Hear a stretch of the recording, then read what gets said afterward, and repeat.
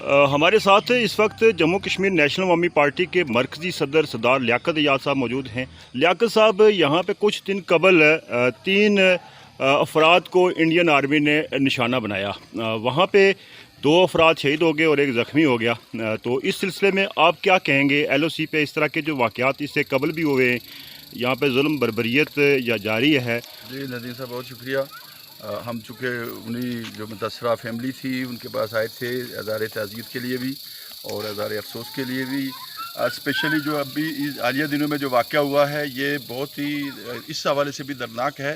کہ کچھ عرصہ قبل اس طرح کے پلان ہو رہا تھا کہ ہندوستان کی طرف سے جو آرمی تھی وہ آگے بڑھ کے کبھی سفید جھنڈے لگا رہی تھی، کبھی یہاں پہ قبضے کر رہی تھی، جہاں پہ لوگوں کے مال مویشی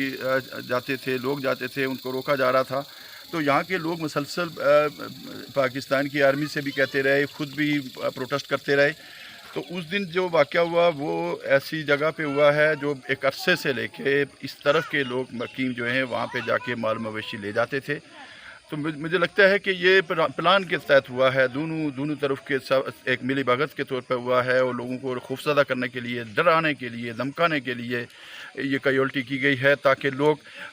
اپنی زمینوں کی طرف نہ بڑھ سکیں، اپنے مال مویشیوں کو آزادانہ طور پہ وہاں پہ نہ لے جا سکیں۔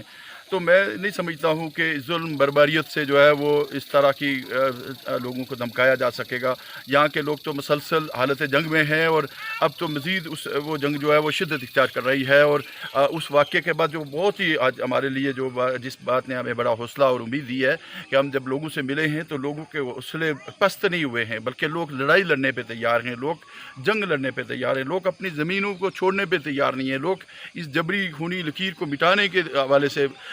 پرعزم ہیں، اور یہ کہہ رہے ہیں کہ بالآخر ہماری یہ جبری تقسیم ختم ہوگی اور ہم ملیں گے، اور ہماری زمینوں سے یہ غیر ملکی قبضے ختم ہوں گے، اور یہ غیر ریاستی قبضے ختم ہوں گے، ان افواج کا انخلا ہوگا۔ تو میں آخر پہ یہی کہوں گا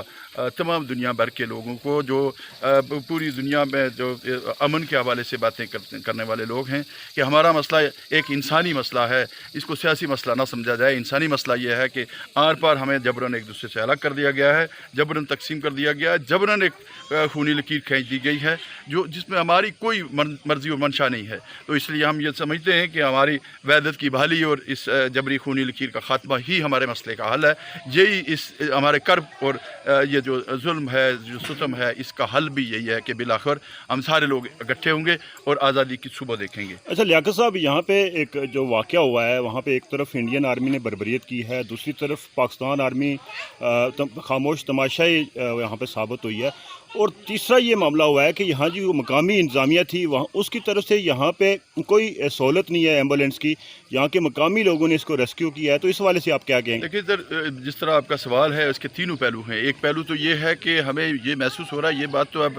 بہت ہی اوپن ہو گئی ہے، یہ خفیہ نہیں رہی کہ ہندوستان اور پاکستان کے درمیان 5 اگست 2019 کو جو وہاں پہ نریندر مودی کا فیصلہ تھا اس میں ان کی انڈرسٹینڈنگ تھی، اور اس میں طے ہو گیا تھا کہ ہم دونوں نے مل کے اس مسئلے کو ہمیشہ کے لیے ختم کرنا ہے، اور اس سیز فائر لائن کو کنٹرول لائن سے انٹرنیشنل بارڈر کی طرف لے جانا ہے۔ یہ تو انڈرسٹینڈنگ تھی ان کے درمیان، اور اس کی وہی بات ہے کہ 2019 میں یہ نریندر مودی کا فیصلہ ہوتا ہے، اور 2021 کو یہ سیز فائر کرتے ہیں، اور دونوں مل کے طے کرتے ہیں کہ آئندہ گولہ باری نہیں ہوگی۔ تو یہ تو ان کے درمیان تو طے شدہ بات ہے۔ اب دیکھنا یہ ہے کہ ہم ان کے منصوبوں کو کیسے ناکام کرتے ہیں، ہم کیسے ان دونوں کی جو ملی بھگت ہے یا دونوں کا جو مل بیٹھ کے تقسیم کشمیر کا پلان ہے اس کو کیسے ناکام بناتے ہیں، اور اس کی ناکامی کی سب سے بڑی اہمیت کی عامل یہی جگہ ہے، یہی علاقے ہیں، یہی لوگ ہیں جو اس جبری خونی لکیر کے خلاف مزاحمت دیں گے، تو تبھی جا کے ہمارا اتحاد ہو سکے گا۔ جہاں تک دوسری بات ہے تو آپ اندازہ نہیں کر سکتے ہیں کہ پاکستان میں ہر سال بجٹ میں کتنے پیسے رکھے جاتے ہیں جو ان ایریاز کے لیے رکھے جاتے ہیں۔ وہاں پہ یہ کہا جاتا ہے کہ وہاں کے جو ایل او سی پہ جو فائرنگ ہو جاتی ہے، لوگ مر جاتے ہیں، ہم ان کے لیے جو ہے وہ یہ سلسلے کرتے ہیں۔ میں آپ کو سچ بتاؤں، میں ابھی دیکھ رہا ہوں یہاں پہ تو یہ جو مورچوں کے حوالے سے جو سیمنٹ اور ریتا آتا ہے یا سریا آتا ہے، یہ تو وہ چوری کر کے کھا جاتے ہیں۔ تو یہ تو ایک ایمبولینس کے لیے بھی یہاں لوگوں کو فریاد کرنی پڑتی ہے۔ تو دوسری طرف یعنی ہماری ڈیمانڈ ہے کہ جو متاثرہ فیملیاں ہیں ان کو 30 لاکھ روپیہ جو ہے وہ معاوضے کا کمپنسیشن دی جائے، اور پلس یہ ہے کہ یہاں پہ فوری فرسٹ ایڈ سینٹر قائم کیا جائے، ایک ایمبولینس اس کا فوری طور پر دی جائے، تاکہ یہاں تو ہر روز کے واقعات ہوتے ہیں. تو میں سمجھتا ہوں کہ لیکن یہ چونکہ سارے چیزیں مطالبوں سے کہاں حل ہوتی ہے، اس کے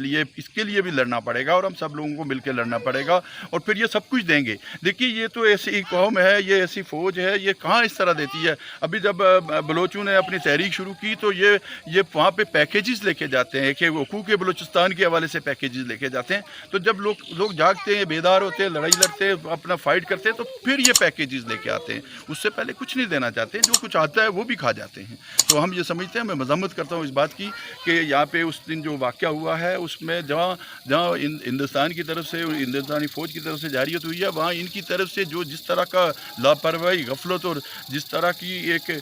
جو رویہ دیا گیا ہے، وہ بہت قابل مذمت ہے، بہت قابل نفرت ہے. اس لیے کہ نہ ان کو ریسکیو کیا گیا، نہ ان کو فرسٹ ایڈ دی گئی. لوگوں نے اپنی مدد آپ اٹھا کے جو ہے وہ ایک شاذور پہ رکھ کے ان کو لے گئے ہیں. تو یہ واقعات جو ہیں وہ یہ نفرتیں جو پروان چڑھائی جا رہی ہیں، اس کا الٹیمیٹلی رزلٹ یہ نکلے گا کہ یہاں ایک عام آدمی، ہر بچہ بوڑھا جو ہے وہ لڑائی لڑنے کے لیے تیار ہو جائے. بہت